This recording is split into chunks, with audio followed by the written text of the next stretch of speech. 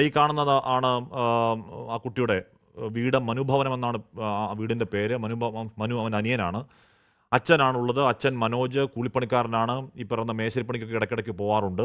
അമ്മ കുവൈത്തിലേക്ക് പോയിട്ട് വളരെ കുറച്ച് മാസങ്ങൾ മാത്രമേ ആവുന്നുള്ളൂ. ഇത്തരത്തിൽ ജീവിതത്തിൻ്റെ കൊടിയ പ്രതിസന്ധിയിൽ ഏതെങ്കിലും തരത്തിൽ കര പിടിക്കാൻ കഴിയുമോ എന്ന് നോക്കി പോവാണ്. അമ്മയോട് സത്യം പറഞ്ഞാൽ ഈ വിവരം ഇപ്പോഴും പറഞ്ഞിട്ടില്ല എന്നാണ് അറിയാനും കഴിയുന്നത്.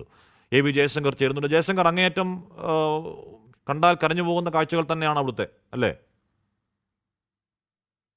യിലെ ഈ വീട് കണ്ടാൽ തന്നെ നമുക്ക് വലിയ വേദന തോന്നും. കാരണം പാതി മാത്രം പണി പൂർത്തിയായ ഒരു വീട്. ആ വീട്ടിലാണ് ഈ ഇതിനും കുടുംബമൊക്കെ തന്നെ താമസിക്കുന്നത്. അമ്മ ജീവിതം കുറച്ചുകൂടി മെച്ചപ്പെടുത്താൻ അടുത്താണ് വിദേശത്തേക്ക് പോയത്. 3 മാസം മാത്രമേ ആയിട്ടുള്ളൂ ജിദ്ദയിലേക്ക് പോയിട്ട്.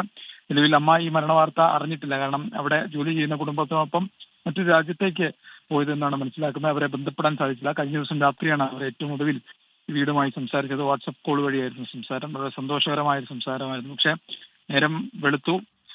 പിതാവ് മകനെ സ്കൂളിൽ കൊണ്ടുപോയി ആക്കി തിരിച്ച് വന്ന് നാട്ടുകാരോടൊക്കെ കുശലം പറഞ്ഞു സംസാരിച്ചു.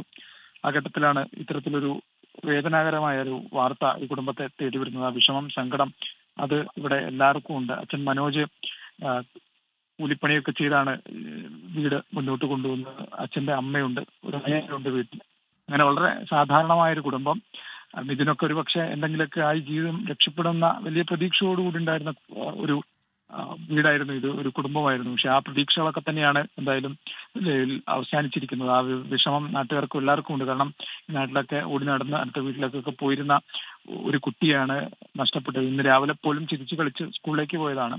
7ാം ക്ലാസ് വരെ മറ്റൊരു സ്കൂളായിരുന്നു. അതിനുശേഷമാണ് ഇപ്പോൾ അപകടം ഉണ്ടായ സ്കൂളിലേക്ക് 8ാം ക്ലാസ്സിലേക്ക് PC മാറ്റി ചേർക്കുന്നത്. അങ്ങനെ ഒരു മാറ്റം വേണ്ടായിരുന്നു, ആ സ്കൂളിലേക്ക് വിടണ്ടായിരുന്നു എന്നൊക്കെ ബന്ധുക്കളൊക്കെ ഇപ്പൊ പറയുന്നത്. കാരണം സ്കൂൾ മാനേജ്മെന്റുമായി ബന്ധപ്പെട്ട PTA ആളുകളൊക്കെ വീട്ടിൽ വന്ന് അഡ്മിഷൻ കൊടുക്കണമെന്ന് അഭ്യർത്ഥിച്ചതിന് ശേഷമാണ് ഇത്തരത്തിൽ അങ്ങോട്ടേക്ക് പഠിക്കാൻ പോകുന്നത്. പക്ഷെ ആ പോക്ക് അത് അവസാനത്തെ പോക്കായി പോയി എന്നൊരു വിഷമം വീട്ടുകാർക്കുണ്ട്.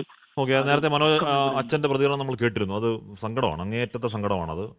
ആർക്കും ഉണ്ടാവരുതാത്ത അനുഭവമാണ് ഇത്. വീടിൻ്റെ അവസ്ഥ കാണുമ്പോൾ ഏകദേശം അവരുടെ സാഹചര്യം എന്താണെന്ന് പ്രേക്ഷകർക്ക് മനസ്സിലാവും.